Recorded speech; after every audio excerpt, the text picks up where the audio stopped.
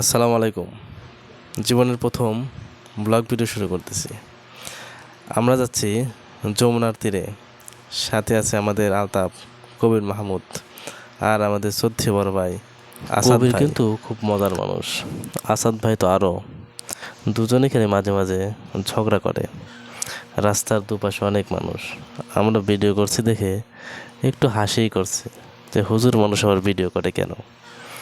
চলছি তো চলছি, রাস্তা যেন শেষই হচ্ছে না। এই তো আমরা পেয়ে গেছি। আলতাফ মাহমুদ একটু পোজ ধরে চশমা নিল। পাশে আসাদ ভাই, সে তো অনেক অন্যরকম। কবির মাহমুদ তো দেখি দুষ্টু হাসি দেয়। চরে এসে দেখি শুধু চর আর চর। এখানে দুটি বাচ্চা দৌড়াদৌড়ি করতেছে। আমি তখন সামনের ক্যামেরা অন করে কবির মাহমুদকে একটু ছবি তুলছি। কি সে টুপি খুলে আবার একটু বেশি বেশি ভাব নিচ্ছে। চলতে চলতে পথ যেন ফুরাতেই চায় না। এদিকে হাত পা ব্যথা হয়ে যাইতেছে। কবির মাহমুদ তা একটু রেগে আমাদের আগে চলতে শুরু করলো। সে আমাদের পথ দেখাচ্ছে, দেখাতে দেখাতে বলতেছে, ওই দেখো অনেক দূরে, ওইখানটায় আমরা যাব।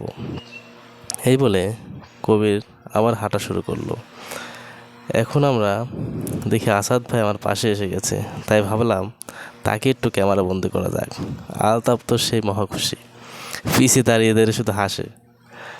আবার কবির মাহমুদ দেখি সামনে। চলতে চলতে আমরা একদম লোহিঙ্গা কান্দি বাজার, যেটা জামিরতার থেকে একটু দূরে এসেছি। তখন আসাদ ভাইকে বললাম, ভাই কিছু বলেন। আসাদ ভাই তো লজ্জায় লাল হয়ে যাইতেছে। ওদিকে কবির মাহমুদকে বললাম, ভাই কিছু বলেন। সে বলে, আমি বড্ড ক্লান্ত।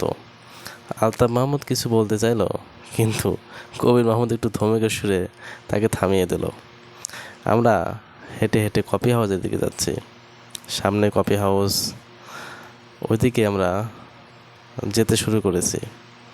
তখন আলতাফ পাশ থেকে একটু আসাদ ভাইকে খোঁটা মেরে বলল, আসাদ ভাই আজকে সব খরচ কিন্তু তোমার, যত কিছু খাওয়া হবে সব বিল কিন্তু তোমার দিতে হবে। কবির মাহমুদও আলতাফের কথায় সায় দিয়ে দিল। তখন আমরা কফি হাউসের মধ্যে এসে বললাম, দেখি কি কফি হাউসে তো কিছুই নাই। কবির তো সেই সেলফি নয় ব্যস্ত আছে। কফি হাউস তো এরকম ভালো লাগলো না। ভাবছিলাম অনেক কিছু থাকবে, কিন্তু এসে দেখি কিছুই নাই। আলতাফ তো হতাশ। আমরা তখন আসাদ ভাইকে বললাম, তো কী করা যায়। আসাদ ভাই বলল, চলো এখান থেকে যাওয়া যাক।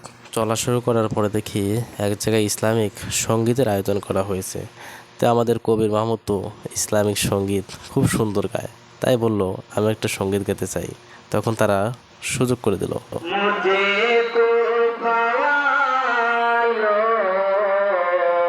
মুসাফির না